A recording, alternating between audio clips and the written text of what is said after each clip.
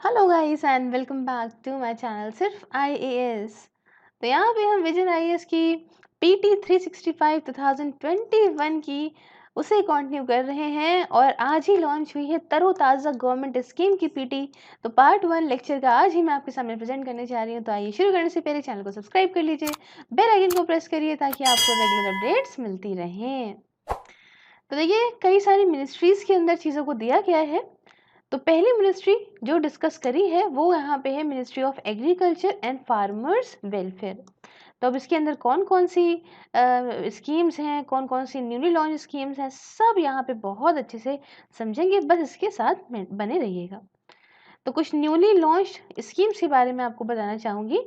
सबसे पहली स्कीम है आयुष्मान सहकार स्कीम। तो आयुष्मान सहकार स्कीम क्या है और उसका उद्देश्य मतलब उसके ऑब्जेक्टिव्स क्या हैं, ये आपको समझाते हूँ।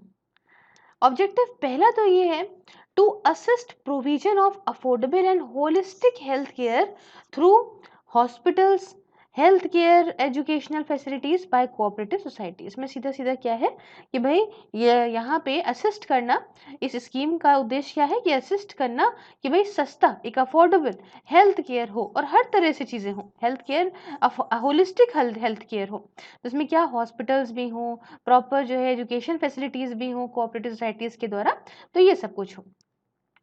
दूसरा उद्देश्य ये है कि to assist promotion of AYUSH facilities by cooperative societies. इसमें क्या है दूसरा वाला कि जो आयुष फैसिलिटीज हैं, ठीक है, आयुष जानते हैं बहुत पुरानी है, तो भाई इनकी जो फैसिलिटीज है इसका प्रमोशन करना बाय कोऑपरेटिव सोसाइटीज। जो ये आयुष फैसिलिटीज हैं बाय कोऑपरेटिव सोसाइटीज उनमें असिस्ट करना उनके प्रमोशन में। तीसरा उद्देश्य ये है टू असिस्ट कोऑपरेटिव सोसाइटीज, मतलब कोऑपरेटिव सोसाइटीज को असिस्ट करना कि भाई यहाँ पे वो अपने ऑब्जेक्टिव्स को पूरा कर सके नेशनल हेल्थ पॉलिसी के।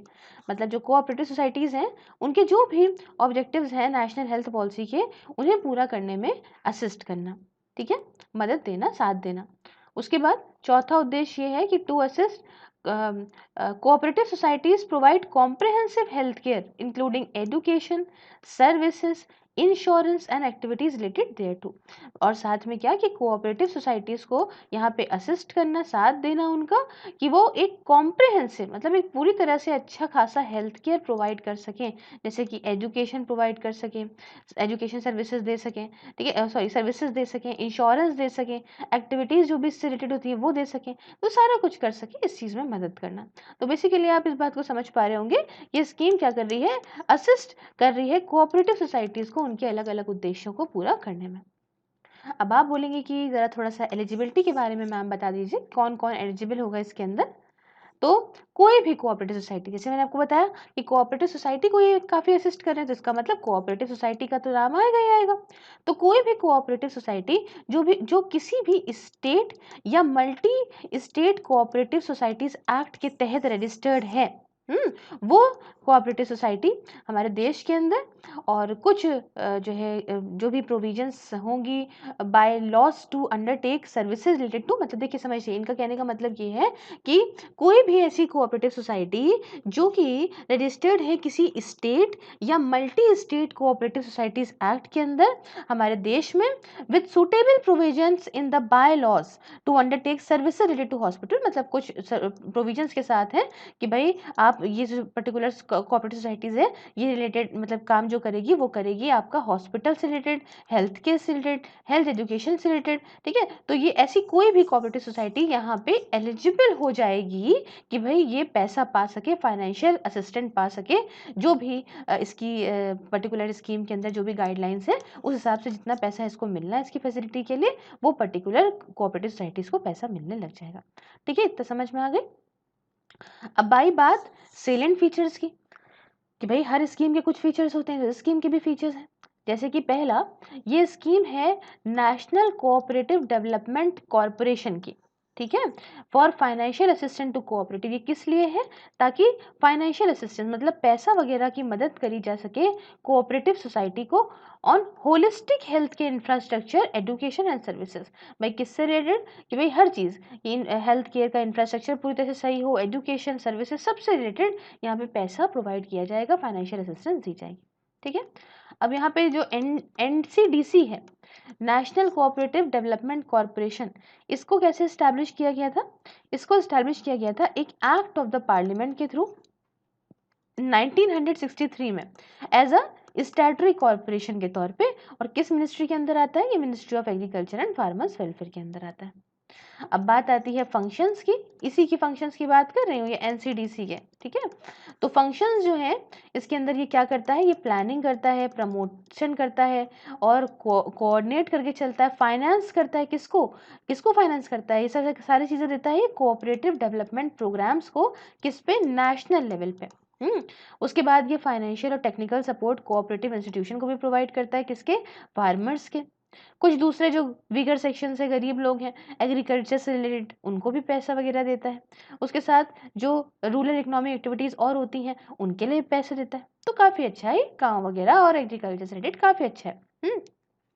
उसके बाद ये एनसीडीसी आयुष्मान सहकार फंड की बात करें, ये क्या है? एनसीडीसी और आयुष्मान सहकार फंड, ये क्या फंड है भाई? पैसे की बात आ रही है ना, तो भाई एनसीडीसी जो है वो एक्सटेंड करेगा अपना टर्म लोन जो है, टर्म लोन को एक्सटेंड करेगा to the tune of ₹10,000 crore to perspective cooperatives. कहाँ तक ये फैलाएगा भाई? इतना पैसा तक कि भाई कुछ प्रोस्पेक्टिव कोऑपरेटिव्स तक, जिसमें कि वो सारे भी जो कि बनाए गए हैं by the fresh graduates, including those formed by fresh graduates in the stream of medicine including Ayush and other traditional practices। मतलब सारी के सारी कोऑपरेटिव्स वगैरह तक ये इतना पैसा दिया जाएगा, 10,000 करोड़ समथिंग का। और ये इन सबको दिया जाएगा, जैसे कि आपका जितने भी कोऑपरेटिव्स वगैरह आपका जो है, जो फ्रेशली ग्रेजुएट्स हैं मेडिसिन के अंदर, है ना, इंक्लूडिंग आयुष वगैरह, इन सबको। उसके साथ या दूसरे कुछ ट्रेडिशनल प्रैक्टिसेस के अंदर जो ग्रेजुएट वगैरह हुए हैं, तो उन सबको यहाँ पे दिया जाएगा पैसा, ठीक है। ये उसके लिए फंड है। उसके बाद वर्किंग कैपिटल और मार्जिन मनी भी है, ताकि यहाँ पे जो भी ऑपरेशनल रिक्वायरमेंट है, जो भी काम करने में जितने भी पैसा वगैरह की ज़रूरत पड़ती है, वो सारा कुछ इसके अंदर है। उसके बाद इंटरेस्ट सबवेंशन भी है, 1% का इंटरेस्ट सबवेंशन है। किनको दिया गया है? औरतों का दिया गया है। विमेन मेजॉरिटी कोऑपरेटिव्स, जिसमें ऐसे कोऑपरेटिव्स जिनके अंदर विमेन की संख्या ज़्यादा है, उनको 1% का यहाँ पे इंटरेस्ट सबवेंशन दिया गया है। अब कहेंगे आप लोन का पीरियड क्या होगा मैम? लोन का पीरियड जो है वो 8 सालों तक का होगा, जिसमें 1 से 2 साल का मॉरेटोरियम पीरियड भी होगा कि आराम से आप 1-2 साल बाद दे सकते हैं पैसा। भाई तुरंत ही स्टार्ट करते मान लीजिए नहीं हो पा रहा है आपके पास। उसके बाद ये स्कीम जो है ना, ये उम्मीद ये करती है कि हम एंटरप्रेन्योरशिप बढ़ा सकते हैं मेडिकल ग्रेजुएट्स के बीच में। भाई अब मेडिकल ग्रेजुएट्स हैं, वो भी अपना चीज़ें स्टार्ट करेंगे और चाहते हैं जो मेडिकल ग्रेजुएट्स की भाई कोऑपरेटिव बना लें या गांव वगैरह में सर्व करना चाहते हैं, तो उन सारे मेडिकल ग्रेजुएट्स को यहाँ पे मदद करेगा कि वो भाई अपना सब कुछ सेटअप करें, तो एंटरप्रेन्योरशिप बढ़ेगा देश के अंदर। स्कीम फोकस अपने आप को जो है डाल के चल रही है, जैसे कि आपका नेशनल हेल्थ पॉलिसी है ना 2017 की, तो नेशनल हेल्थ पॉलिसी के हिसाब से जो है अपने आप को अलाइन करके चल रही है, जिसमें सारा हेल्थ सिस्टम वगैरह कवर है ना, हर एक तरीके से कि भाई हेल्थ में हेल्थ सिस्टम में इन्वेस्टमेंट भी हो, हेल्थ केयर सर्विसेज का ऑर्गेनाइजेशन भी हो, टेक्नोलॉजीज़ का एक्सेस प्रॉपर मिले, डेवलपमेंट हो ह्यूमन रिसोर्सेज का, उसके बाद मेडिकल प्लूरलिज्म यहाँ पे इंकरेजमेंट हो उसका, हेल्थ केयर फार्मर्स को अफोर्डेबल वगैरह वगैरह, ये सारी चीज़ें जितना भी कुछ रिलेटेड होता है। क्लियर? उसके साथ कुछ और रिसेंटली जो कुछ लॉन्च हुए हैं इनिशिएटिव्स, उनके बारे में आप बताना चाहूँगी। आगे आ जाते हैं। तो सबसे पहला इनिशिएटिव जो है वो है centralized farm machinery performance testing portal. ठीक है, ये क्या है समझते हैं। देखिए ये पोर्टल क्या करेगा, ये पोर्टल जो है वो फैसिलिटेट करेगा मैन्युफैक्चरर्स को in applying, communicating and monitoring the progress of testing of their machines in a seamless manner। सीधी बात ये है, ये पोर्टल काफ़ी मददगार रहेगा। देखिए हर चीज़ ऑनलाइन जब होती है तो काफ़ी उसका रोल भी बहुत तेज़ हो जाता है, और आप कह सकते हो कि भाई काम भी फटाफट हो जाता है। तो इसलिए ये पोर्टल काफ़ी मदद करेगा, जो भी मैन्युफैक्चरर्स हैं, है ना, वो प्रॉपर तरीके से कम्युनिकेट कर पाएंगे, अप्लाई कर पाएंगे, मॉनिटर कर पाएंगे कितना आखिरकार प्रोग्रेस हुआ है इनकी मशीन की टेस्टिंग वगैरह में, है ना, और आराम से काम होगा, बीच में कोई कोई 10 बार कहीं ऑफिस नहीं जाना, कुछ नहीं होना ये सब, ठीक है। उसके साथ ये पोर्टल क्या करता है, ये पॉसिबिलिटी जो है वो ऑफर करता है इंटीग्रेटेड मैनेजमेंट की, ना unified manner within the organization. अब इसमें क्या सीन है कि सारा कुछ जो है यहाँ पे काम हो रहा है, एक साथ मिलके सब कुछ काम हो जाएगा, प्रॉपर मैनेजमेंट होगा और एक कह सकते हो ऑर्गेनाइजेशन के अंदर प्रॉपर तरीके से सारा काम हो जाएगा, और इसलिए ये एफिशिएंसी भी बढ़ाएगा of the testing institute, thereby reducing testing time for various agriculture machineries and equipment. सीधी साफ बात कि ये क्या करेगा कि जो टेस्टिंग टाइम होता है ना, टेस्टिंग टाइम जो होता है उसे यहाँ पे कम करेगा, फटाफट से जो है टेस्टिंग इंस्टीट्यूट का टेस्टिंग टाइम कम होगा, और अलग अलग जो भी मतलब टेस्टिंग, समझ रहे हैं किस चीज़ की बात कर रही हूँ मैं, टेस्टिंग जो है आपकी एग्रीकल्चर मशीन्स और इक्विपमेंट की टेस्टिंग की बात कर रही हूँ, तो इसमें इंस्टीट्यूट कम टाइम लेंगे, तो इससे उनकी एफिशिएंसी बढ़ेगी। तो ये कुछ है यहाँ पे centralize farm machinery performance testing portal की बात। और दूसरा जो लॉन्च हुआ है वो है सहकार मित्रा स्कीम ऑन इंटर्नशिप प्रोग्राम। ये क्या है सहकार मित्र स्कीम ऑन इंटर्नशिप प्रोग्राम? देखिए ये एक पेड इंटर्नशिप प्रोग्राम है। क्या है? एक पेड इंटर्नशिप प्रोग्राम है जिसे लॉन्च करा है नेशनल कोऑपरेटिव डेवलपमेंट कॉरपोरेशन ने, ठीक है, एनसीडीसी ने इसको लॉन्च करा है। और एलिजिबिलिटी की बात करूं इसके अंदर, तो जो प्रोफेशनल ग्रेजुएट्स होते हैं किसमें, जैसे कि एग्रीकल्चर या एलिड एरियाज में हो गए, आईटी वगैरह में हो गए, जो प्रोफेशनल ग्रेजुएट्स हैं, ठीक है, जिन्होंने इसमें ग्रेजुएशन वगैरह करी है, ये सारे के सारे एलिजिबल हैं यहाँ पे इंटर्नशिप के लिए। ऐसे प्रोफेशनल्स जो कि परस्यू कर रहे हैं, मतलब अभी अभी कर रहे हैं वो, या फिर कंप्लीट कर चुके हैं अपना एमबीए डिग्री, किसमें, एमबीए डिग्री कंप्लीट कर चुके हैं एग्री बिजनेस में, या आपका कोऑपरेशन में, फाइनेंस में, इंटरनेशनल ट्रेड में, फॉरेस्ट्री में, रूरल डेवलपमेंट में, प्रोजेक्ट मैनेजमेंट में, है ना, ये सारे लोग भी इसके अंदर एलिजिबल होंगे। तो ये सारे के सारे एमबीए वाले भी आ गए। उसके बाद एनसीडीसी जो है इसने भाई कुछ फंड्स वगैरह के लिए भी कहा है कि हम हर एक जो है इंटर्न को एक फाइनेंशियल सपोर्ट देंगे over a 4 months internship period, ठीक है, जो 4 मंथ का इंटर्नशिप पीरियड होगा उनको हम उस टाइम पे हर एक जो भी बंदा इंटर्नशिप कर रहा होगा उसको फाइनेंशियल सपोर्ट दिया जाएगा उस इंटर्न को। अब बात आई फायदा क्या है, बेनिफिट्स की बात है, तो बेनिफिट्स ये है कि स्कीम क्या करेगी, स्कीम यहाँ पे जो जवान प्रोफेशनल्स हैं उनको एक अपॉर्चुनिटी इस बात के लिए मिलेगी कि प्रैक्टिकल एक्सपोजर मिलेगा, ये लर्निंग कर पाएंगे from working of the NCDC and cooperatives, ठीक है, एनसीडीसी और कोऑपरेटिव्स की वर्किंग से सीख पाएंगे कुछ ये। साथ में ये मदद भी करेगी कोऑपरेटिव इंस्टीट्यूशंस को कि अब आप भी नए और इनोवेटिव आइडियाज़ को, जो कि यंग लोगों के हैं, यंग प्रोफेशनल्स के हैं, उनके नए और इनोवेटिव आइडियाज़ का आप यूज़ कर सकते हैं, ठीक है। तो बहुत अच्छा कदम यहाँ पे, नाम है सहकार मित्र। फिर बात आई कुछ दूसरी स्कीम्स जो कि खबरों में रही हैं, जैसे कि एक बहुत बड़ी स्कीम जो कि हर बार खबर में रहती है, मैं बताती हूँ, इन कुछ स्कीम्स तो बहुत इंपॉर्टेंट हो चुकी हैं, जैसे कि प्रधानमंत्री किसान सम्मान निधि, पीएम किसान। इसके बारे में तो एक चीज़ बहुत अच्छे से जान लीजिएगा। जानते हैं कि न्यूज़ में आखिरकार क्यों रही? न्यूज़ में रहने का वजह ही ये है कि ऑलमोस्ट करीब 33 लाख इन एलिजिबल बेनिफिशरीज को यहाँ पे 2326 करोड़ रुपीस मिला है स्कीम के अंदर। करीब, फिर समझिए, करीब 33 लाख इन एलिजिबल बेनिफिशरीज ने पाया 2326.88 करोड़ रुपए इस स्कीम के अंदर। अब बात आई कि इस स्कीम का ऑब्जेक्टिव क्या है। बहुत सारे लोगों को समझ में भी आ गया होगा, अभी तक तो बहुत जो है अच्छे से इसको कई बार एक्सप्लेन किया गया है। इसका ऑब्जेक्टिव ये है कि इनकम सपोर्ट सारे ही जो लैंड होल्डिंग एलिजिबल फार्मर की फैमिलीज हैं उन सबको क्या करना कि इनकम सपोर्ट देना। फिर समझिए, इनकम सपोर्ट किसको देना? सारे ही लैंड होल्डिंग एलिजिबल फार्मर की फैमिलीज को, ठीक है, in respective of the land holdings, जितना उनके पास है देश के अंदर लैंड होल्डिंग उस बेसिस पे। दूसरा उद्देश्य ये है कि फाइनेंशियल, मतलब ये पैसे की ज़रूरत जो भी फार्मर को है वो देना, ताकि वो अलग अलग तरह के इनपुट्स खरीद सके एग्रीकल्चर से रिलेटेड, एलिड एक्टिविटीज से related, as well as domestic needs से रिलेटेड। तो हर तरीके से वही फार्मर को अगर पैसे की ज़रूरत है तो ये मिल जाएगा। फिर बात आती है साइलेंट फीचर्स की कि आखिरकार इसके फीचर्स क्या हैं। तो ये एक सेंट्रल सेक्टर स्कीम है, ठीक है, क्या है भाई, सेंटर की है, देखो ये स्कीम सेंट्रल सेक्टर स्कीम है, स्पॉन्सर्ड स्कीम नहीं है। सेंट्रल सेक्टर स्कीम है जिसमें 100% फंडिंग है गवर्नमेंट ऑफ इंडिया की।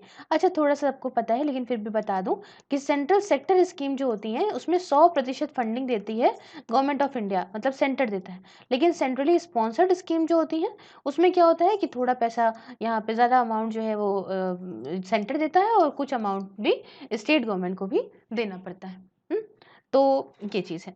तो अब यहाँ पे समझिए फीचर ये है कि एक सेंट्रल सेक्टर स्कीम है, 100% फंडिंग होगी गवर्नमेंट ऑफ इंडिया की, और दिया क्या जा रहा है इसमें, इनकम सपोर्ट 6000 पर ईयर का दिया जा रहा है। और किसको दिया जा रहा है, सारे ही जो लैंड होल्डिंग एलिजिबल फार्मर्स की फैमिलीज हैं हमारे देश के अंदर। और ये 6000 रुपये कैसे दिए जाएंगे, ये 6000 रुपये दिए जाएंगे दोस्तों इंस्टॉलमेंट्स में। इंस्टॉलमेंट्स इसमें जो है वो 2000 रुपये की दी जाएगी हर एक जो है 4 महीने बाद। तो एक साल में कितने महीने होते हैं, 12 महीने होते हैं, और हर 4 महीने में 2000 रुपये की इंस्टॉलमेंट मिलेगी।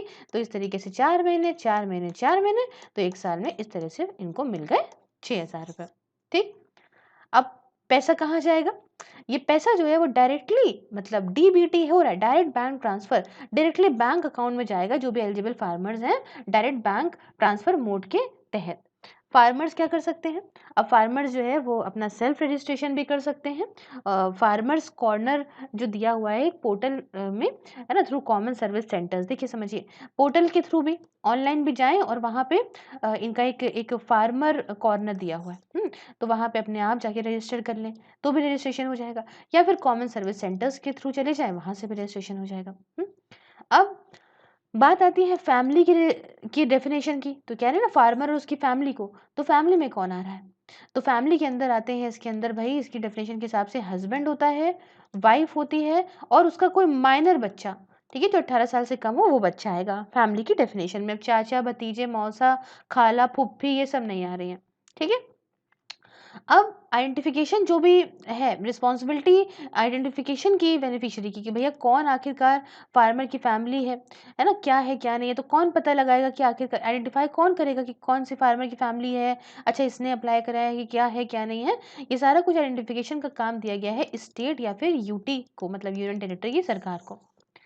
अब बात आई इसके फायदों की, तो बेनिफिट जो है दिया जाएगा सिर्फ उन फार्मर की फैमिलीज को जिनका नाम जो है वो लैंड रिकॉर्ड में एंटर है, एक्सेप्ट फॉर फॉरेस्ट ड्वेलर्स, यहाँ एक्सेप्शन है फॉरेस्ट ड्वेलर्स के लिए, नॉर्थ ईस्टर्न स्टेट्स के लिए और झारखंड के लिए, जिसमें जो है एक कुछ सेपरेट प्रोविजंस रखी गई हैं लैंड रिकॉर्ड्स के लिए, है ना। तो यहाँ पे समझो forest dwellers, north eastern states और झारखंड, इन 3 जगहों के लिए कुछ सेपरेट प्रोविजन है लैंड रिकॉर्ड्स की जब बात आती है तो। और अपार्ट फ्रॉम इट ये सारा कुछ जो बेनिफिट वगैरह है वो दिया जाएगा उन फार्मर की फैमिलीज को जिनका जो है नाम वगैरह है इसके अंदर, ठीक है, नेम एंटर करा गया है लैंड रिकॉर्ड्स में। उसके बाद चीज़ें क्या है कि भाई जो सारा ही जो पीएम किसान के बेनिफिशियरी हैं, मतलब इस स्कीम के जो भी फायदा उठाने वाले लोग हैं, इनको एक किसान, ये बात सुनिएगा, किसान क्रेडिट कार्ड भी दिया जाएगा, बहुत फेमस रहा है किसान क्रेडिट कार्ड, ताकि फार्मर्स आसानी से लोन ले सकें बैंकों से। और ये फार्मर्स को मदद भी करेगा कि इससे क्या कर सकते हैं ये लोग शॉर्ट टर्म लोन ले लेंगे, है ना, कि भाई शॉर्ट टर्म लोन क्या होता है, क्रॉप और एनिमल फिश रीडिंग के लिए ले सकते हैं, मैक्सिमम इंटरेस्ट रेट बहुत कम, तभी इनके हिसाब से ठीक ठाक रखा गया, 4% रखा गया है अगर आप टाइमली पेमेंट कर देते हो, ठीक है, अगर आप डिफॉल्टर नहीं होते तो। उसके साथ यहाँ समझिए बहुत बढ़िया एक और चीज़ है कि पीएम किसान मोबाइल ऐप को भी लॉन्च करा गया, जब 1 साल पूरा हुआ पीएम किसान का फर्स्ट एनिवर्सरी पे अपनी करा गया, ताकि इस स्कीम को और दूर दराज तक फैलाया जा सके। अब इस ऐप के अंदर ऐसा क्या है, मोबाइल ऐप है, मोबाइल की एप्लीकेशन है, तो इसमें फार्मर्स अपना स्टेटस दे सकते हैं कि कहाँ इनकी एप्लीकेशन कहाँ तक पहुँची, क्या अपडेट है, क्या करेक्शंस के लिए चीज़ें हैं इनके आधार कार्ड में, या फिर इन्होंने कितना बैंक अकाउंट से कितना क्रेडिट लिया है, लोन वगैरह की सारी जानकारी इसके अंदर मिलेगी। उसके साथ ये स्कीम जो है वो एक्सक्लूजन क्राइटेरिया भी देती है कुछ कैटेगरी ऑफ फार्मर्स के लिए, मतलब समझे, ये कुछ को जो है वो एक्सक्लूड भी किया गया, तो एक्सक्लूजन क्राइटेरिया भी दिया है कुछ कैटेगरी ऑफ फार्मर्स के लिए, हर आदमी थोड़े गरीब होता है, ठीक। अब बात आती है एक्सक्लूजन की, ठीक है, एक्सक्लूजन क्या है ये, तो भाई सारे इंस्टीट्यूशनल लैंड होल्डर्स जो हैं वो एक्सक्लूड हैं, फार्मर की फैमिलीज़ जिसमें एक या एक से ज़्यादा उसके मेंबर जो हैं वो कुछ कैटेगरीज़ से बिलॉन्ग करते हों, वो एक्सक्लूड हैं। अब वो कौन सी कैटेगरी हैं जिनसे बिलॉन्ग करते हों, तो एक्सक्लूड हो जाएँगे। जैसे कि फॉर्मर या प्रेज़ेंट होल्डर्स हों कॉन्स्टिट्यूशनल पोस्ट के, तो भैया पैसा तो है ही है। मान लो फार्मर की फैमिली में एक या एक से ज़्यादा मेंबर ऐसे हैं जो अभी किसी कॉन्स्टिट्यूशन की पोस्ट के कॉन्स्टिट्यूशन पोस्ट के होल्डर हैं या पहले पहले रह चुके हैं। दूसरे कि भई या तो फॉर्मर या प्रेज़ेंट मिनिस्टर हैं, या स्टेट मिनिस्टर हैं, या फॉर्मर या प्रेज़ेंट मेंबर्स हैं लोकसभा के, राज्यसभा के, स्टेट लेजिस्लेटिव असेंबली के, स्टेट लेजिस्लेटिव काउंसिल के, या फॉर्मर या प्रेज़ेंट मेयर हो गए म्युनिसिपल कॉर्पोरेशन के, या फॉर्मर या प्रेज़ेंट चेयरपर्सन हो गए डिस्ट्रिक्ट पंचायत के।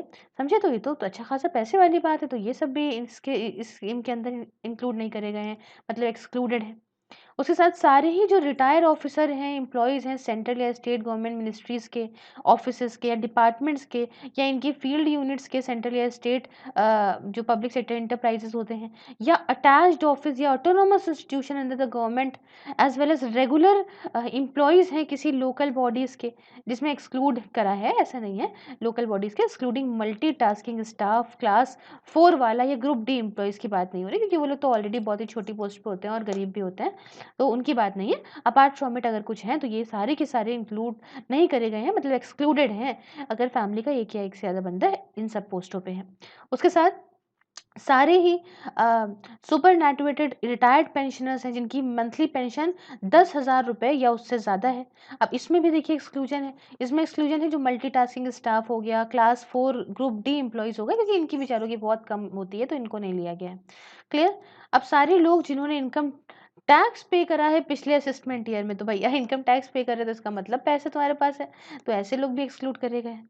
उसके बाद प्रोफेशनल जैसे कि डॉक्टर्स हो गए, इंजीनियर्स हो गए, लॉयर्स हो गए, उसके साथ चार्टर अकाउंटेंट हो गए, या आर्किटेक्ट हो गए जो कि रजिस्टर्ड है अंडर द प्रोफेशनल बॉडीज़, और कुछ प्रोफेशन वगैरह जो है कर रहे हों बाय अंडरटेकिंग प्रैक्टिसेस, ये सारे के सारे लोग जो है वो एक्सक्लूडेड हैं। ठीक है? तो इतना समझ गए, अगर आपकी फैमिली मतलब फार्मर की फैमिली के अंदर ऐसा कोई भी है तो वो एक्सक्लूड हो जाएगा।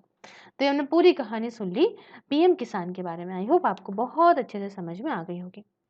उसके बाद जो नेक्स्ट स्कीम है वो है formation and promotion of 10,000 new farmer producer organization. तो भाई क्या है, यहाँ बनाया जाएगा और प्रमोट करा जाएगा करीब 10,000 नए फार्मर प्रोड्यूसर्स ऑर्गेनाइजेशंस को, एफपीओस को।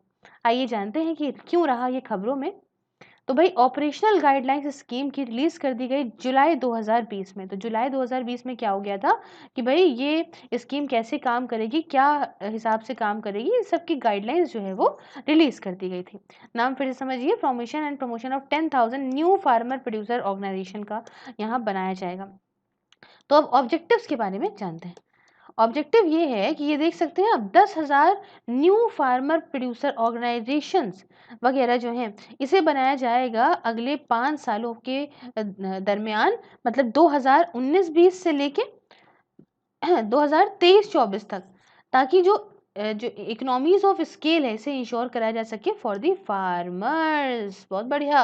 सपोर्ट हर एक जो फार्मर प्रोड्यूसर ऑर्गेनाइजेशन है उसको सपोर्ट दिया जाएगा, और ये सपोर्ट जो है वो कंटिन्यू रहेगा 5 सालों तक के लिए, जब से ये स्कीम आएगी, जब से इंसेप्शन होगा इसके, उसके बाद से। ठीक। उसके बाद बेनिफिशियरी कौन होगा, मतलब किसको फायदा मिलने वाला है भाई, जो small marginal and landless farmers हैं उनके लिए ये बहुत ज़्यादा जो है बढ़िया है। अब बात आती है साइलेंट फीचर्स की। तो फीचर्स ये है, ये एक सेंट्रल सेक्टर स्कीम है, बहुत बढ़िया। अब जो ये फार्मर प्रोड्यूसर ऑर्गेनाइजेशन है, इसके अंदर क्या आएगा, इसके अंदर आपका फार्मर प्रोड्यूसर कंपनीज आएंगी जो कि कंपनीज एक्ट के तहत रजिस्टर्ड है। उसके साथ फार्मर्स कोऑपरेटिव्स आएंगे जो कि रजिस्टर्ड है under the cooperative societies act of state government, ये सारे के सारे आएंगे। उसके साथ यहाँ पे जो इम्प्लीमेंटिंग एजेंसीज हैं, कौन कौन सी इम्प्लीमेंटिंग एजेंसी, कौन कौन इम्प्लीमेंट करेगा, तो एक हो गई SFAC, एक हो गई नेशनल कोऑपरेटिव डेवलपमेंट कॉरपोरेशन, जिसके बारे में भी मैंने पीछे पढ़ा, NCDC। उसके साथ नाबार्ड है, national bank for agriculture and rural development, NABARD हो गया। उसके बाद यहाँ पे हो गया नाफेड हो गया, ठीक है, ये भी बहुत फेमस है भाई। उसके साथ यहाँ पे नीरा मैक है, NERAMAC। फिर तमिलनाडु SFAC है, फिर SFACH है, फिर वाटरशेड डेवलपमेंट डिपार्टमेंट है, Karnataka and foundation for development of rural value chain, ministry of rural development के अंदर आता है। तो ये सारे कुछ यहाँ पे इम्प्लीमेंटिंग एजेंसीज हैं। उसके साथ इम्प्लीमेंटिंग एजेंसीज जो हैं, ठीक है, ये जो इम्प्लीमेंटिंग एजेंसीज हैं ये यहाँ पे क्लस्टर सेटअप करेंगी, ठीक है, क्लस्टर बेस्ड बिजनेस ऑर्गेनाइजेशन को सेटअप करेंगी। किसको सेटअप करेंगी? क्लस्टर बेस्ड बिजनेस ऑर्गेनाइजेशंस को एट द स्टेट या फिर क्लस्टर लेवल पे, ठीक है। और ये सारे जो क्लस्टर बेस्ड बिजनेस ऑर्गेनाइजेशन है इनके अंदर कौन कौन होंगे? इनके अंदर होंगे स्पेशलिस्ट, और ये सारे के सारे स्पेशलिस्ट जो हैं वो बहुत अच्छा काम करेंगे। और ये जो क्लस्टर बेस्ड बिजनेस ऑर्गेनाइजेशन है ये एक प्लेटफॉर्म के तौर पे काम करेगा for the end to end knowledge, ठीक है। क्या बढ़िया है platform, end to end knowledge उन सारे इश्यूज के लिए जो कि एफपीओ के प्रमोशन में आते हैं, ठीक है। तो इन सारे इश्यूज से रिलेटेड जो भी एंड टू एंड नॉलेज है इसके लिए बढ़िया काम करेगा ये क्लस्टर बेस्ड बिजनेस ऑर्गेनाइजेशन। उसके बाद जो नाफेड है, ठीक है, ये यहाँ पे ये फॉर्म करेगा एक स्पेशलाइज्ड एफपीओ को, मतलब फार्मर प्रोड्यूसर ऑर्गेनाइजेशन को। इसमें ये है कि भाई which should necessarily the forwardly link to the market, या आगे किससे लिंक होगा भाई? मार्केट, एग्री वैल्यू चेन वगैरह से। उसके साथ नाफेड यहाँ पे क्या करेगा? ये एक मार्केट और वैल्यू चेन का लिंकेज प्रोवाइड करेगा, ठीक है। क्या करेगा ये नाफेड? ये मार्केट और वैल्यू चेन का लिंकेज प्रोवाइड करेगा टू द एफपीओस, ठीक है, to the farmer producer organization. ये बहुत बढ़िया बात है जिसे फॉर्म करा जाएगा बाय द का जो है आईएएस, मतलब इम्प्लीमेंटिंग एजेंसीज के द्वारा।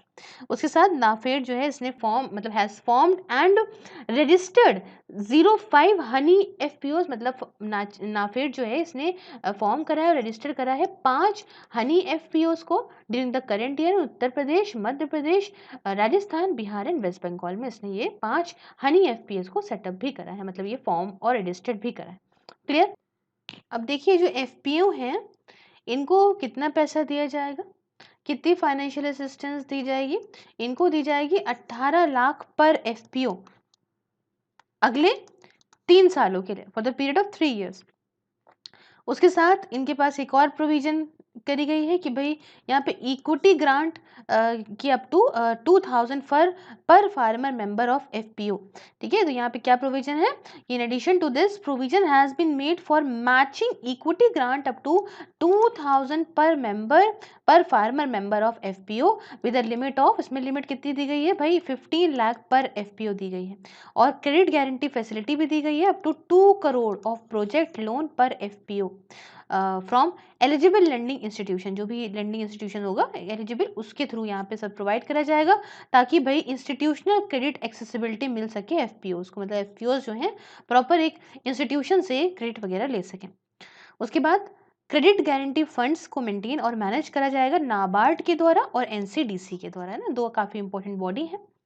एफर्ट्स मतलब कुछ कदम ये भी उठाए जाएंगे ताकि फॉर्म करें, मतलब बनाएं और प्रमोट करें एटलीस्ट 15%, एटलीस्ट 15% जो टारगेटेड एफपीओ का है इंस्पायरेशनल डिस्ट्रिक्ट्स में, जिसमें जो है एटलीस्ट एक, मतलब एटलीस्ट 1 जो एफपीओ है वो हर एक ब्लॉक में हो इन सारे डिस्ट्रिक्ट के। क्लियर?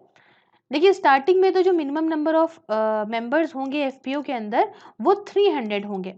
इन अ प्लेन एरिया, मतलब प्लेन जो एरिया होगा ना, समतल, वहां पे 300 मेंबर होंगे। और बाकी जो 100 मेंबर्स होंगे हर एक एफपीओ के अंदर जो कि नॉर्थ ईस्टर्न और हिल एरियाज में। अब हो सकता है कि जैसे जैसे एक्सपीरियंस रहे और ज़रूरत रहे उस हिसाब से इन नंबर्स को बाद में चेंज करा जा सके। अब एफपीओ जो है इनको प्रमोट करा जाएगा अंडर 1 डिस्ट्रिक्ट 1 प्रोडक्ट क्लस्टर के अंदर, ताकि भाई जो स्पेशलाइजेशन है उसका प्रमोशन हो सके, अच्छी बेटर प्रोसेसिंग हो सके, मार्केटिंग हो सके, ब्रांडिंग हो सके, एक्सपोर्ट बाय द एफपीओस। उसके साथ जो नेशनल प्रोजेक्ट मैनेजमेंट एजेंसी है, मतलब एनपीएमए, इसे जो है ये जो है यहाँ पे इंगेज्ड है, ओवरऑल प्रोजेक्ट गाइडेंस दे रही है, मतलब यही गाइडेंस दे रही है पूरे प्रोजेक्ट को, कोऑर्डिनेशन के लिए रिस्पॉन्सिबल है। आपका जो कंपाइलेशन है इन्फॉर्मेशन रिलेटेड टू एफपीओस, जो भी एफपीओ से रिलेटेड इन्फॉर्मेशन है उसको पूरा कंपाइल करने के लिए यही जिम्मेदार है। और जो मेंटेनेंस है एमआईएस का, मतलब मैनेजमेंट इन्फॉर्मेशन सिस्टम का, और मॉनिटरिंग पर्पस, ये सब कुछ के लिए यही जिम्मेदार है। बहुत बढ़िया चीज़ है, बहुत अच्छी चीज़ है, आई होप आपको समझ में आई होगी। अब आई बात नेक्स्ट योजना की, जो है भाई पीएम फसल बीमा योजना, बहुत ज़्यादा चलने वाली योजना। एंड तभी मैं कहती हूँ कि पुराने कुछ ज़रूर ध्यान रखिएगा, क्योंकि बहुत इंपॉर्टेंस रखती हैं पुरानी स्कीम्स वगैरह ये। तो न्यूज़ में फ़िलहाल क्यों है, स्कीम ने अपने 5 साल कर लिए कंप्लीट जनवरी 2021 में। बहुत बढ़िया, 5 साल हो गए भाई। आइए जानते हैं स्कीम के क्या ऑब्जेक्टिव थे। ऑब्जेक्टिव ये थे हमारी जो पीएम फसल बीमा योजना के, कि भाई सस्टेनेबल प्रोडक्शन को सपोर्ट करना एग्रीकल्चर सेक्टर में, कि भाई बढ़िया प्रोडक्शन हो, लॉन्ग टर्म तक प्रोडक्शन रहे, और इसको सपोर्ट करना एग्रीकल्चर सेक्टर में। कैसे कर सकती है सपोर्ट, कि भाई पैसा मतलब फाइनेंशियल सपोर्ट देना फार्मर्स को, जो बेचारे अपने क्रॉप के डैमेज की, मतलब उनका जो फसल खराब हो गई है, ठीक है, कोई ऐसे अनफोर्सीन इवेंट्स की वजह से, या तो सूखा पड़ गया, बारिश आ गई ज़्यादा, कुछ भी की वजह से उनकी फसल जिसको खराब हो गई जिन फार्मर्स की, उनको फाइनेंशियल असिस्टेंस देना। दूसरा कि इनकम जो फार्मर्स की उसे स्टेबलाइज रखना, मतलब एक जगह रखना, ताकि यहाँ पे फार्मिंग लगातार रहे, कंटिन्यू रहे। बेचारों के पास कभी पैसा हुआ तो करी, नहीं हुआ तो नहीं करी, तो देश के लिए खराबी है, इसलिए बराबर करना। तीसरा, encouraging farmers to adopt innovative and modern agriculture practices, कि भाई फार्मर से कहना कि आप जो है वो मॉडर्न, एक बढ़िया है ना, और एकदम चौकस जो है इनोवेटिव तरीके से एग्रीकल्चर प्रैक्टिसेस प्रॉपर तरीके से करिए, ताकि जो है अच्छे तरीके से फसल भी उग सके आपके यहाँ। और चौथे नंबर पे ये कि भाई क्रेडिट वर्दिनेस देना फार्मर्स को, क्रॉप डाइवर्सिफिकेशन, उनकी ग्रोथ और कॉम्पिटिटिवनेस एग्रीकल्चर सेक्टर में बढ़ाना। उसके साथ साथ फार्मर्स को जो प्रोडक्शन का रिस्क होता है उससे भी बचा के रखना, उससे भी प्रोटेक्ट करना। तो बहुत बढ़िया एक स्कीम। अब बात आती है कि कौन बेनिफिशियरी होंगे, कौन इस स्कीम का लाभ उठा पाएंगे। देखिए, वो सारे फार्मर्स, चाहे वो शेयर क्रॉपर्स हों, चाहे वो टेनेंट फार्मर्स हो, सब कुछ जो कि नोटिफाइड क्रॉप्स को उगा रहे हैं एक नोटिफाइड एरिया में ड्यूरिंग द सीजन, और उनका इंश्योरेबल इंटरेस्ट है क्रॉप के अंदर, वो सारे एलिजिबल हैं। अब देखिए, स्टार्टिंग में तो ये कंपलसरी था फॉर लोनी फार्मर्स, लेकिन अब क्या हो गया, अब ये वॉलंटरी हो गया सारे फार्मर्स के लिए, कि अपनी मर्जी है आप, ठीक है, इंक्लूडिंग लोनी फार्मर, सारे कुछ के लिए यहाँ पे मर्जी हो गई है अब, कि अगर आप चाहते हैं तो बहुत अच्छे से आप ऐसा कर सकते हैं, और अगर आप नहीं चाहते हैं तो अगर आप नहीं कर सकते हैं, वो बहुत बढ़िया होती है बात, ठीक है। अब आपके दिमाग में आया होगा कि मैम ये लोनी फार्मर्स कौन है जो आप बोल रही हैं, मतलब जिस फार्मर ने लोन रखा है, वो लोन ले रखा है, वो लोनी फार्मर। अब बात आती है फीचर्स के बारे में। तो फीचर पहला तो ये है कि एक सेंट्रली स्पॉन्सर्ड स्कीम है ना, और इसने जो पुरानी वाली स्कीम थी नेशनल एग्रीकल्चर इंश्योरेंस स्कीम, उसे रिप्लेस कर दिया, और साथ में इसमें कुछ मॉडिफिकेशन भी लेकर आई। उसके साथ जो restructure weather based crop insurance scheme थी, ये अभी भी चल रही है। खैर, कवरेज क्या रहेगा क्रॉप्स का, कौन कौन सी फसल है मामला, देखिए भाई फूड क्रॉप सारे आ रहे हैं, जैसे सीरियल्स हो गया, मिलेट्स हो गए, पल्सेस हो गई, ठीक है, ऑयल सीड्स आ रही हैं, annual commercial, annual horticulture crops हो गए, कुछ यहाँ पे पायलट्स हो गए फॉर कवरेज। ये सारा का सारा जो है वो लिया जाता है उन, भाई जो कि आपका ना पायलट्स हैं for coverage can be taken for those perennial horticulture या कमर्शियल क्रॉप्स के लिए, जिसके लिए स्टैंडर्ड मेथडोलॉजी इनके यील्ड एस्टिमेशन की अवेलेबल होगी, मतलब एक प्रॉपर स्टैंडर्ड तरीका हो जिससे पता लगा सकें कि आखिरकार कितना उपज होगी आगे, ठीक है, ये सब कुछ इसके अंदर आ रहे हैं। और coverage of risk and exclusion, अब मैं बताना चाहती हूँ कि कितना रिस्क का कवर है इसके अंदर, इस स्कीम के अंदर, और क्या क्या चीज़ें एक्सक्लूड करी गई हैं। तो पहला जो बेसिक कवर है, क्या क्या चीज़ें कवर हो रही हैं समझिए। इसमें कवरेज ऑफ रिस्क जो मेंशन होगा इस कैटेगरी के अंदर, ये काफ़ी ज़रूरी है, ठीक है, ये तो मैंडेटरी है, पक्का पक्का है। जो भी जो रिस्क कवर जो भी दिया गया है इस कैटेगरी के अंदर, ये मैंडेटरी है। स्कीम यहाँ पे प्रोवाइड करती है टू कवर यील्ड लॉसेस। ऐसे मान लो कि भाई बोने से लेके कटाई तक कोई भी अगर लॉस होता है ना, तो सारा कुछ यहाँ कवर करेगी, और ये एरिया बेस्ड अप्रोच बेसिस पे होगा due to non preventable risk, like मान लो कुछ भी है भाई, ड्रॉट आ गया, मतलब सूखा पड़ गया, ड्राई स्पेल्स हो गई, फ्लड आ गया, इंडोनेशियन है, वाइड आपका सॉरी इनंडेशन है, आपका वाइड स्प्रेड पेस्ट डिजीजेस हैं, भाई कोई मतलब फसलों को खराब कर दिया पेस्ट ने, लैंडस्लाइड आ गई सॉरी, नेचुरल फायर हो गई, लाइटनिंग स्टॉर्म की वजह से बिजली गिर गई तो दिक्कत हो गई, हेल स्टॉर्म्स आ गए, लो ओले वगैरह गिर गए, साइक्लोन आ गया, तो सब कुछ है। ठीक है, उसके साथ कुछ एड ऑन कवरेज भी है। बेसिक कवरेज बताया मैंने आपको क्या क्या हो रहा है। एड ऑन कवरेज में ये है कि कवरेज जो रिस्क का जो कि मेंशन है इस कैटेगरी के अंदर वो मैंडेटरी नहीं है। अभी आप समझो यहाँ पे जो बेसिक कवरेज मैंने आपको बताया था ना, बेसिक कवर, तो उसके अंदर जो भी चीज़ें आ रही हैं ये इसका रिस्क कवर मैंडेटरी है। ठीक है, ये मिलेगा ही मिलेगा जो मैंने आपको इसके ऊपर बताया। लेकिन जो एड ऑन कवरेज है इसमें जो रिस्क कवर हो रहा है ये मैंडेटरी नहीं है, ज़रूरी नहीं है मिले। तो स्टेट गवर्नमेंट या यूटी ये कंसल्टेशन करेगी स्टेट लेवल कोऑर्डिनेशन कमेटी के साथ में ऑन क्रॉप इंश्योरेंस, मतलब ये जो पूरी कमेटी है ना, state level coordination committee on crop insurance, इसके साथ में स्टेट की जो गवर्नमेंट है या यूटी है ये कंसल्ट करेगी और उसके बाद हो सकता है कि कवरेज प्रोवाइड करे फॉर प्रिवेंटेड सोइंग, प्लांटिंग या जर्मिनेशन रिस्क के लिए, या मिड सीजन एडवर्सिटी जो आती है, या पोस्ट हार्वेस्ट लॉसेस, है ना, कि भाई पहले ये मैंडेटरी था पोस्ट हार्वेस्ट लॉसेस कि भैया काटने के बाद फसल की कटाई के बाद जो भी लॉस होता है उसके लिए पहले मैंडेटरी रिस्क में था, अब इसको इससे हटा दिया गया। या लोकलाइज कैलामिटीज कुछ आ गई या कुछ वाइल्ड एनिमल ने अटैक कर दिया, तो ये सारी बात है। अब कुछ एक्सक्लूजन भी है ना, तो कुछ जनरल एक्सक्लूजन ये जिस चीज़ों को इंक्लूड नहीं किया गया है, जो ऐसे लॉसेस जो कि वॉर या न्यूक्लियर रिस्क की वजह से हो जाएं, या कुछ मेलिशियस डैमेज, कुछ ऐसी गंदी तरह से डैमेज हो जाए, या फिर कुछ दूसरे प्रिवेंटेबल रिस्क, है ना, कि भाई ये प्रिवेंट हो सकते थे लेकिन चूंकि ध्यान नहीं दिया गया इसलिए ये लॉस करके चले गए, तो ये सब एक्सक्लूड है। अब एरिया अप्रोच बेस की बात करूं, एरिया अप्रोच बेसिस की बात करूं, तो ये प्रिंसिपल एज्यूम करता है कि जितने भी फार्मर्स हैं एक नोटिफाइड एरिया में, मतलब इंश्योरेंस यूनिट के अंदर, ठीक है, और वो भी सिमिलर रिस्क, सेम तरह का रिस्क जो है वो फेस करते हैं नोटिफाइड क्रॉप के लिए। और ये जो आपका इंश्योरेंस यूनिट है इसे नोटिफाइड करा जाता है बाय द स्टेट या फिर यूटी के द्वारा, एंड इन इस विलेज या फिर विलेज पंचायत के द्वारा, अगर मान लीजिए मेजर क्रॉप्स हैं, और अबव विलेज या विलेज पंचायत के द्वारा दूसरे क्रॉप्स के लिए। मेजर क्रॉप्स के लिए कौन यहाँ पे करता है, विलेज या विलेज पंचायत जो है उसके ऊपर वाले क्रॉप्स के लिए, दूसरे क्रॉप्स के लिए। देखिए अब देखिए प्रीमियम भी तो देंगे ना फार्मर्स, ऐसा तो है नहीं कि बस प्रीमियम दिए बिना ही काम ये चलाएंगे, बीमा है तो प्रीमियम देना पड़ेगा। तो प्रीमियम का सीन ये है कि खारिफ के लिए, खारिफ क्रॉप के लिए 2% होगा सम अश्योर्ड का या एक्चुअल रेट का जो भी कम हो उसमें से। राबी क्रॉप के लिए ये यहाँ पे 1.5% होगा सम अश्योर्ड का या एक्चुअल रेट का जो भी कम होगा। और यहाँ पे कमर्शियल या हॉर्टिकल्चर क्रॉप के लिए चाहे वो एनुअल हो या पेरिनियल हो, इसके लिए 5% होगा सम अश्योर्ड का या एक्चुअल रेट का जो भी कम होगा। क्लियर। अब आप कहोगे कि मैम सेंट्रल क्या सब्सिडी दे रही है इसके अंदर, क्या भैया सब्सिडी है बताइए। तो स्टार्टिंग में जो स्टेट का कंट्रीब्यूशन रहेगा और सेंट्रल का कंट्रीब्यूशन रहेगा वो ये था 50-50 बेसिस पे शेयर होगा, कि भाई जो भी कॉस्ट आएगी सब्सिडी की वो आधी बेयर करेगी स्टेट गवर्नमेंट और आधी बेयर करेगी सेंट्रल गवर्नमेंट। स्टार्टिंग में ये था, हालांकि 2020 में इसमें कुछ बदलाव लाए गए और अब क्या है कि सेंट्रल का कंट्रीब्यूशन जो है ये अब 30% है अनइरिगेटेड एरियाज या क्रॉप्स के लिए, 25% ये सेंट्रल का कंट्रीब्यूशन रहेगा इरिगेटेड एरिया या क्रॉप्स के लिए। अब समझिए यहाँ पे ऐसी डिस्ट्रिक्ट जहाँ पे 50% या उससे ज़्यादा इरिगेटेड एरिया है इन्हें माना जाएगा इरिगेटेड एरिया के तौर पे। ये पीएम फसल वाले के अंदर भी और जो दूसरी वाली अभी चल रही है ना स्कीम उसके अंदर भी, जो इसका नाम है restructure weather based crop insurance scheme, उसके अंदर भी। उसके साथ सेंट्रल 90% जो है वो कंट्रीब्यूशन करेगा नॉर्थ ईस्टर्न स्टेट्स के अंदर।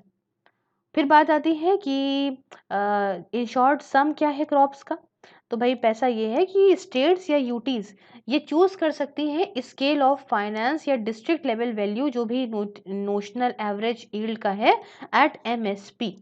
बहुत बढ़िया। और जो फार्म गेट प्राइस है इसे माना जाएगा कि दूसरे क्रॉप्स के लिए for which MSP is not declare. फिर समझ लीजिए, आधे लोग तो कहेंगे मैम पढ़ के चली गई।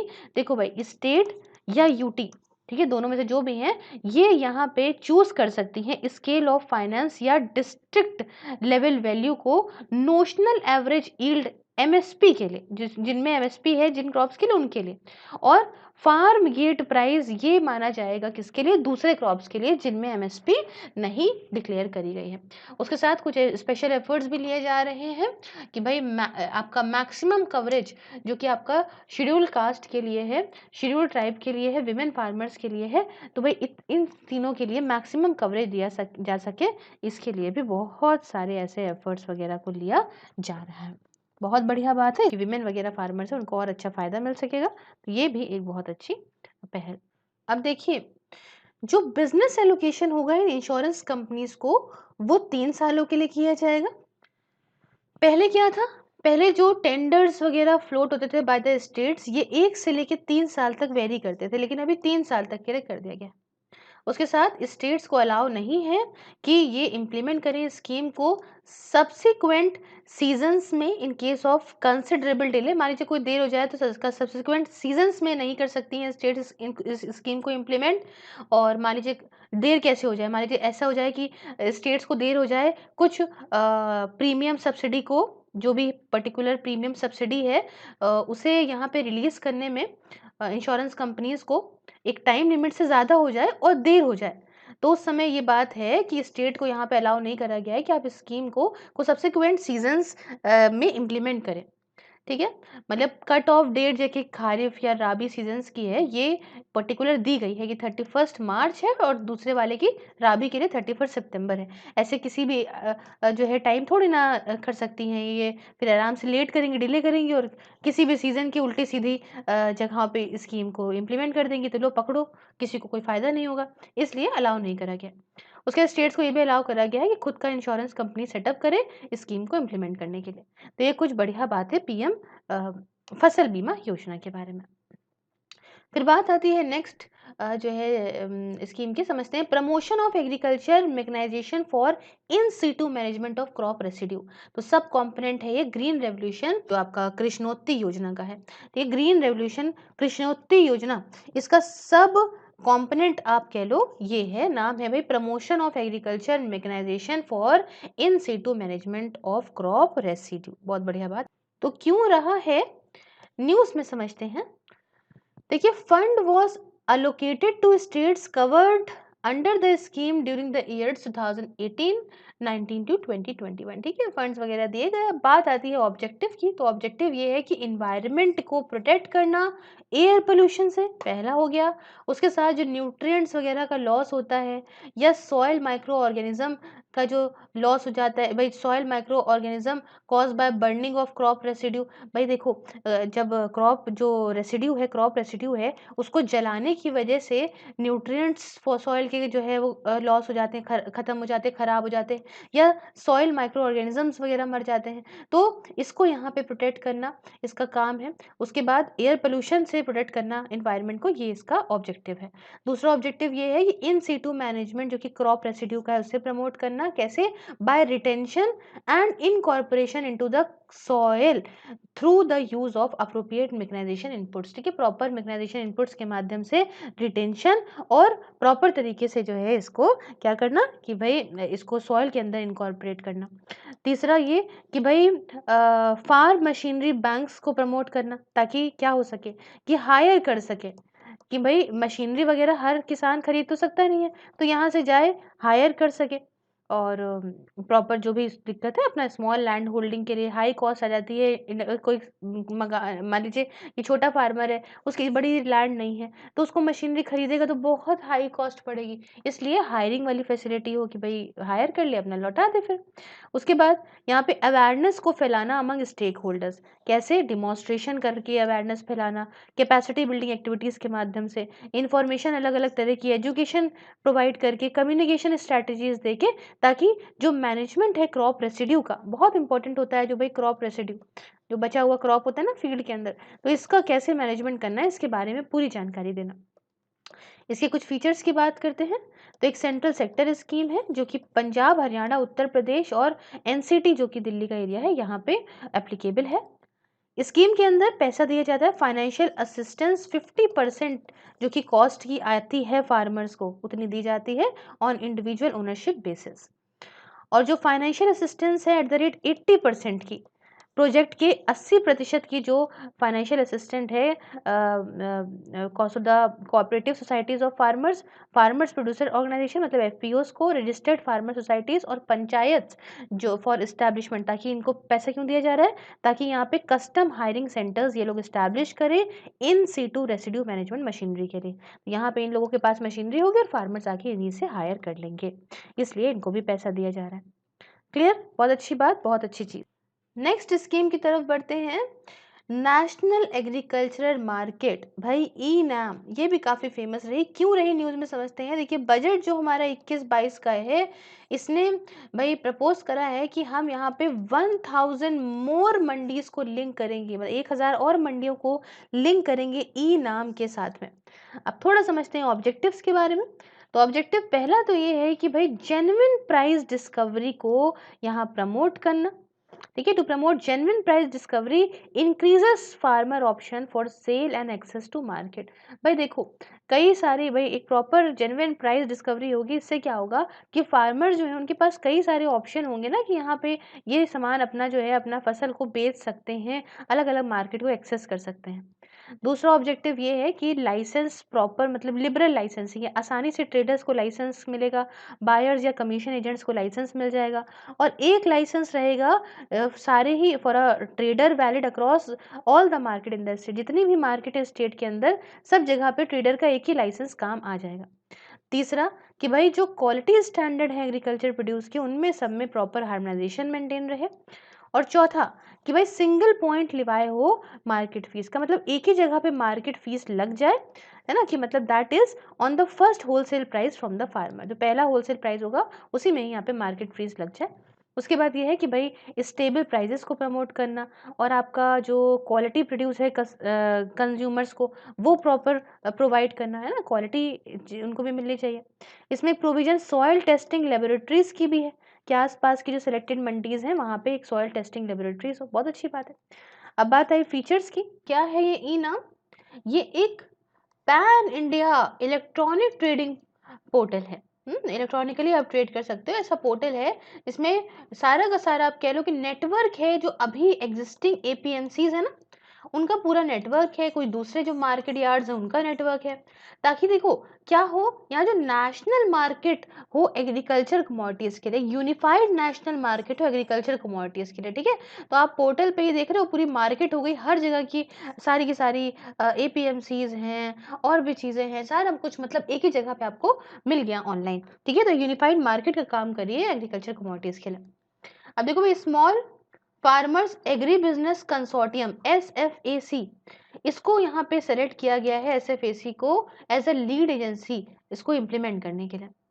और अभी तक करीब 1000 मार्केट करीब 18 स्टेट्स में और 3 यूनियन टेरिटरीज में तो लिंक कर दी गई हैं इस ई नाम से। और बजट हमारा 2021-22 का, जैसे मैंने आपको बताया, इसने भी प्रपोज करा है कि हम 1000 और मंडीज को इसके साथ लिंक करेंगे। अब देखिए कोविड-19 के टाइम पे ये प्लेटफॉर्म जो है और मजबूत कर दिया गया, क्योंकि हर चीज इलेक्ट्रॉनिकली हो जाए तो और ही अच्छा है भाई, ह्यूमन टू ह्यूमन कांटेक्ट जो है यहाँ बचेगा। और मजबूत कैसे गया है कि भाई पहली चीज तो warehouse based trading module, ताकि भाई ये किस लिए ले आए हैं, ताकि यहाँ पे जो है वो trade warehouse based on ENWR, मतलब NWR का मतलब होता है नेगोशिएबल वेयर हाउस रिसिट्स। तो इसमें क्या है कि देखो इसको कैसे और मजबूत करा गया इस मोबाइल ऐप को, warehouse based trading module इसके अंदर लेकर आए हैं, ताकि ट्रेड वेयर हाउस बेस्ड जो कि आपका negotiable warehouse receipts ENWR इसके थ्रू यहाँ पे ट्रेड हो सकता है।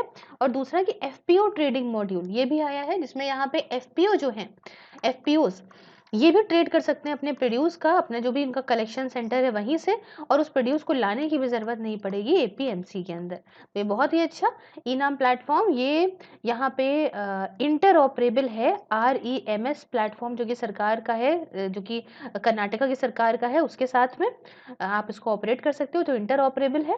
ये ई नाम जो है अब वो डेवलप कर रहा है प्लेटफॉर्म्स ऑफ प्लेटफॉर्म।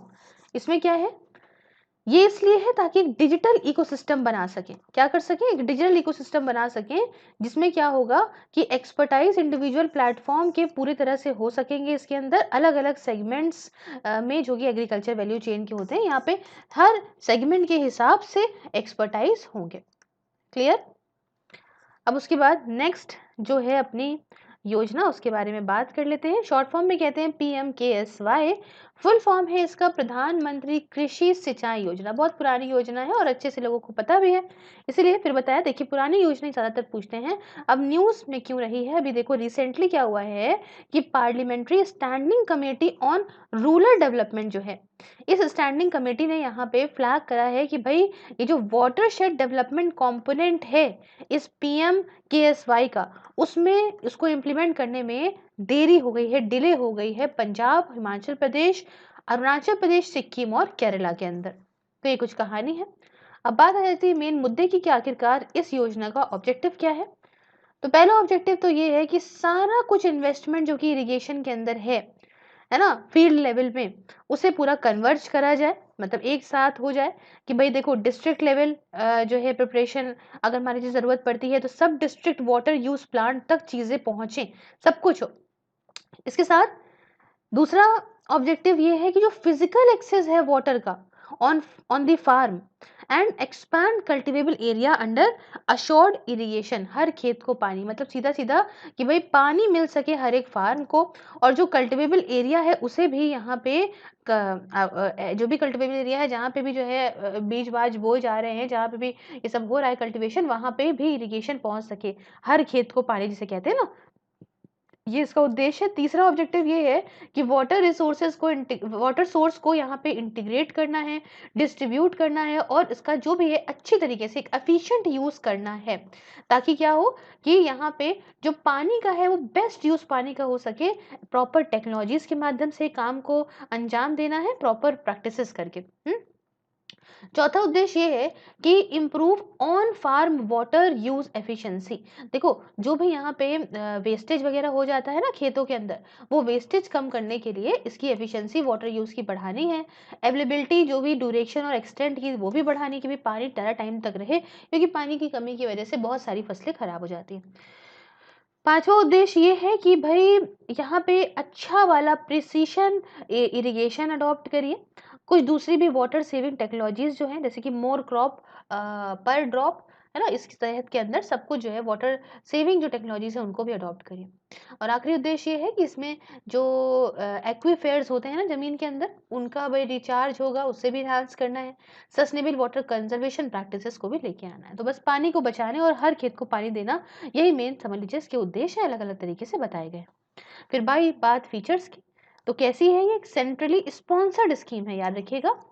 ये एक इंटर मिनिस्ट्रियल स्कीम है, ठीक है, इंटर मिनिस्ट्रियल स्कीम है, जिसको यहाँ पे जो ऑन गोइंग स्कीम्स थी, उस समय जो स्कीम्स चल रही थी, उन सारी स्कीम्स को एक साथ मिला के बनाया गया था। जैसे कि उस समय चल रही थी एक्सीलरेटेड इरिगेशन बेनिफिट प्रोग्राम, एक चल रही थी इंटीग्रेटेड वाटरशेड मैनेजमेंट प्रोग्राम, एक चल रही थी ऑन फार्म वाटर मैनेजमेंट, एक चल रही थी component of national mission on sustainable agriculture. सबको मिला के बना दिया PMKSY, प्रधानमंत्री कृषि सिंचाई योजना। दूसरी बात कि वाटर बजटिंग ये हर एक सेक्टर्स के लिए यहाँ पे करी जाएगी, चाहे वो हाउस होल्ड हो, एग्रीकल्चर हो या इंडस्ट्रीज हो। तीसरी बात कि लॉन्ग टर्म इरिगेशन फंड, ये भी यहाँ पे इंस्टीट्यूट करा गया है इस स्कीम के तहत नाबार्ड के अंदर, ताकि भाई यहाँ पे प्रॉपर फंडिंग हो सके। बिना पैसे के कुछ नहीं होता, फंडिंग हो सके, इम्प्लीमेंटेशन कितना हुआ है इनकम्प्लीट, मेजर या मीडियम इरिगेशन प्रोजेक्ट का, वो सब ट्रैक कर सके कि कहाँ तक पहुँचा मामला। उसके बाद यहाँ पे एक dedicated properly micro irrigation fund, ये क्या होगा? एक माइक्रो इरिगेशन फंड, जिसमें नाबार्ड जो है के अंदर ये होगा माइक्रो इरिगेशन फंड।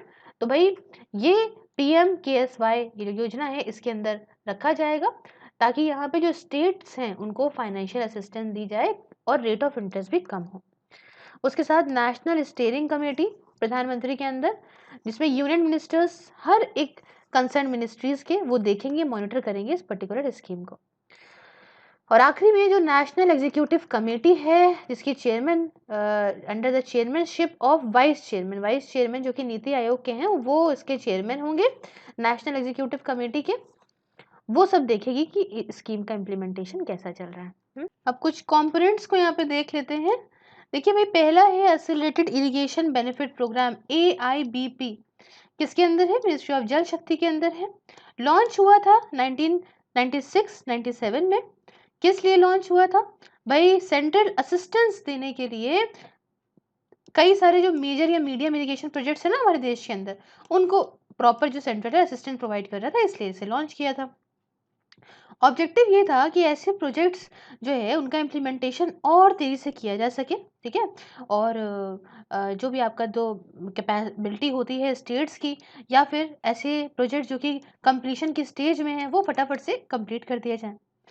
लेकिन हुआ क्या कि 2020 के अक्टूबर में मिनिस्ट्री ने इसमें और चीज़ें चेंजेस करी, बढ़िया चीज़ें लाए और मोबाइल ऐप लेकर आए जियो टैग करने के लिए कंपोनेंट्स को प्रोजेक्ट्स के। अब मान लो यहाँ पे कोई प्रोजेक्ट चल रहा है, तो उसमें क्या करा, फोटो वोटो खींच लो ना, तो जियो टैगिंग का मतलब होता है कि उसके नीचे देखो लिख कर आ जाता है। अगर आप अपनी भी फोटो खींचो आईफोन के अंदर देखोगे या किसी भी फ़ोन के अंदर देखोगे, तो उसमें नीचे लिखा होता है कि भाई फला फला जगह पे खींची हुई फोटो, ठीक है? तो इसलिए अब ज़्यादातर कोशिश की जाती है कि प्रोजेक्ट्स को जियो टैग कर दिया जाए। तो इसके अंदर ये फैसिलिटी भी है। ऐप को डेवलप करने वाली है Bhaskar national institute of space application geo informatics, BISAG-N. दूसरा देखिए पीएम, जो अभी हमने पहले डिस्कस करा ना, जो सिंचाई वाली योजना थी, इसमें क्या हमने हर खेत को पानी भी सुना था। तो हर खेत को पानी, मैंने आपको बताया था कि ये इंटर मिनिस्ट्रियल स्कीम है ना, तो इसमें देखो भाई हर खेत को पानी वाला जो आ रहा है वो मिनिस्ट्री ऑफ जल शक्ति के अंदर आ रहा है, पानी जल शक्ति, ठीक। उसके साथ new water resources minor irrigation के माध्यम से, चाहे वो सरफेस इरिगेशन हो चाहे वो ग्राउंड वाटर वाला मामला हो। उसके बाद यहाँ पे दोनों के लिए ही यहाँ पे एक जो है न्यू वाटर रिसोर्सेज को क्रिएट करना माइनर इरिगेशन के थ्रू। उसके बाद surface miner irrigation scheme and repair renovation and restoration of water bodies, ये भी जो है वो इम्प्लीमेंट करी गई। उसके साथ यहाँ पे जो कैरिंग कैपेसिटी है ट्रेडिशनल वाटर रिसोर्सेज की, मतलब जो पुराने वाटर रिसोर्सेज थे उनकी कैरिंग कैपेसिटी, उसको यहाँ पे मजबूत करना। नए वाटर हार्वेस्टिंग स्ट्रक्चर्स को बनाना, जैसे जल संचय बोलेंगे। उसके जल मंदिर गुजरात के अंदर, खत्री कुहल हिमाचल प्रदेश के अंदर, जाबो नागालैंड में, आपका फिर एरी उरानिस तमिलनाडु में, दोंग्स असम में, कतास बंधास उड़ीसा और एमपी में। उसके बाद कमांड एरिया डेवलपमेंट, तो ये कुछ इसकी कहानी। उसके बाद इसी जो आपका PMKSY है, इसमें पर ड्रॉप मोर क्रॉप, मैंने पीछे आपको बताया था, ये किसके अंदर है? ये agriculture cooperation and farmer welfare जो मिनिस्ट्री है उसके अंदर है। बात यह है कि हम वाटर की जो कन्वेंस है उसे और बढ़ाएंगे, वाटर एप्लीकेशन और बढ़िया होगी कुछ डिवाइसेस के थ्रू, जैसे कि ड्रिप्स इरिगेशन में ड्रिप्स की वो है, स्प्रिंकलर इरिगेशन प्रॉपर करेंगे, पाइवेट्स, रेन गन्स फार्म के अंदर, जो जल सिंचान हो गया। तो इससे क्या होगा कि पानी कम लगेगा लेकिन क्रॉप में ज़्यादा पानी, हर एक क्रॉप को पानी मिलेगा।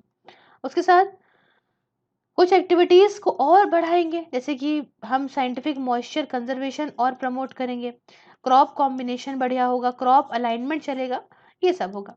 उसके साथ ACT इंटरवेंशंस किसके थ्रू? NEGP के थ्रू। अब इसमें क्या होगा कि इरिगेशन टेक्नोलॉजी को और बढ़िया करना, ऑन फार्म मैनेजमेंट करना, क्रॉप अलाइनमेंट वगैरह करना, है ना। साथ में भाई इंटेंसिव मॉनिटरिंग करना है इस प्रॉपर स्कीम की कि भैया स्कीम चल एक्चुअली में कैसी रही। और आखिरी जो कंपोनेंट है इस PMKSY का, वो है इंटीग्रेटेड वाटर शेड डेवलपमेंट। अब ये किसके अंदर आ रहा है? ये department of land resources ministry of rural development के अंदर है। फिर DPAP DDP IWDP, ठीक है, इन सबको एक साथ आएगा इस कंपोनेंट के अंदर, सब एक साथ काम करेंगे। मैनेजमेंट बढ़िया होगा रन ऑफ वाटर का, सॉइल और मॉइस्चर कंजर्वेशन एक्टिविटीज़ को इम्प्रूव करा जाएगा, क्लस्टर अप्रोच रहेगी सिलेक्शन में और प्रिपरेशन में प्रोजेक्ट्स के। उसके साथ जो है इसको कन्वर्ज भी करा जाएगा MGNREGS के साथ में, ठीक है। तो ये कुछ कहानी है यहाँ पे।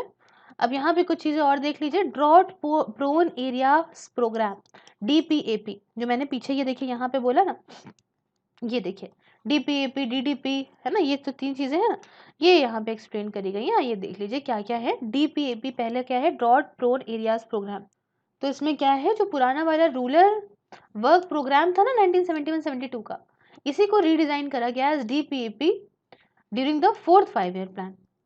ऑब्जेक्टिव बेसिक ये है इस प्रोग्राम का कि भाई जो एडवर्स इफेक्ट होते हैं ना सूखा पड़ने की वजह से, ड्रॉट की वजह से प्रोडक्शन के ऊपर, क्रॉप्स के या लाइफ स्टॉक के ऊपर या लैंड की प्रोडक्टिविटी या वाटर या ह्यूमन रिसोर्सेज के ऊपर, तो इसे यहाँ पे कम करना, क्योंकि इनकी वजह से क्या होता है कि भाई एरियाज़ बहुत ज़्यादा अफ़ेक्ट कर जाते हैं। सेंट्रल और स्टेट गवर्नमेंट का जो शेयर रहेगा वो सेंट्रल गवर्नमेंट 75% के मतलब 75:25 का रेशियो रहेगा। मतलब अगर 100 रुपये की कॉस्ट आई तो 75 रुपये देगी सेंट्रल गवर्नमेंट और 25 रुपये देगी स्टेट गवर्नमेंट। ये कुछ कहानी है। फिर आई बात डेजर्ट डेवलपमेंट प्रोग्राम की, डीडीपी की। तो डीडीपी जो है वो एक सेंट्रली स्पॉन्सर्ड स्कीम के तौर पे 1977-78 में इंट्रोड्यूस करी गई थी। ऑब्जेक्टिव ये था कि हम डेजर्टिफिकेशन जो इतना ज़्यादा जो है ना डेजर्ट बढ़ती चली जाती हैं, तो उसे कंट्रोल करना और इकोलॉजिकल बैलेंस को वापस से रिस्टोर करना डेजर्ट एरियाज में, ठीक है, ताकि प्रॉपर डेवलपमेंट हो। सेंट्रल का शेयर हर एक तरह के इकोसिस्टम में, चाहे hot arid non Sandy area हो वहाँ पे 75% रहेगा, हॉट एरिड सैंडी एरिया हो तो वहाँ पे 100% रहेगा और कोल्ड एरियाज में 100% रहेगा। फिर आखिरी में बात करेंगे integrated waste land development programme के बारे में। तो integrated waste land development programme क्या है? IWDR। ये स्कीम जो है वो 1989 और 90 से ही अंडर इम्प्लीमेंटेशन है। स्कीम जो है ये 100% ग्रांट इन एड पाती है सेंटर से और development non forest waste land का ये देखा जाता है स्कीम के अंदर। तो पार्ट 1 मुबारक हो गया कंप्लीट। मिलते हैं नेक्स्ट पार्ट में। Till then, if you like the video, do like the video, share it with your friends, subscribe your channel Sirf IAS, and if you want to join my membership and enjoy the various perks, just press the join button, enjoy the various perks. Also, you can watch these videos on Facebook, just like the page Sirf IAS and watch these videos there. Just check out our Instagram handle, Twitter and Telegram for the PDFs. Thank you so much. All the links are in description box. Have a nice day.